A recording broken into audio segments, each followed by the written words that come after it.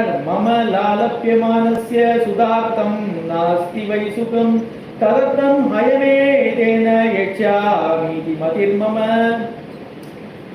எனக்கும் வயசாச்சு, என்ன லாலனை பண்ண ஒரு பிள்ளை வேணுமே அப்படின்னு நினைக்கிறேன்.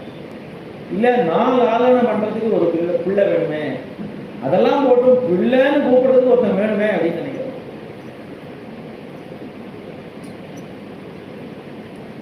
தசரது ஸ்ரீராம ராராயணி பிலுவ முனோ அப்படின்னு ராமான்னு கூப்பிட்டா ஓடி வரதுக்கு ஒருத்தன் வேணுமே, அப்படி ஒரு பிள்ளையாவது எனக்கு வேணும் அப்படின்னு கேட்கறான். அதனால அவருக்கு என்ன தோணித்து அப்படின்னா, ஒரு யஜ்ஞம் பண்ணா தேவையில்ல, நமக்கு ஏதாவது ஒரு தோஷம் இருக்குன்னா அது நிவர்த்தியாகி நமக்கு புத்திரன் பிறப்பானே அப்படின்னு தோன்றுது.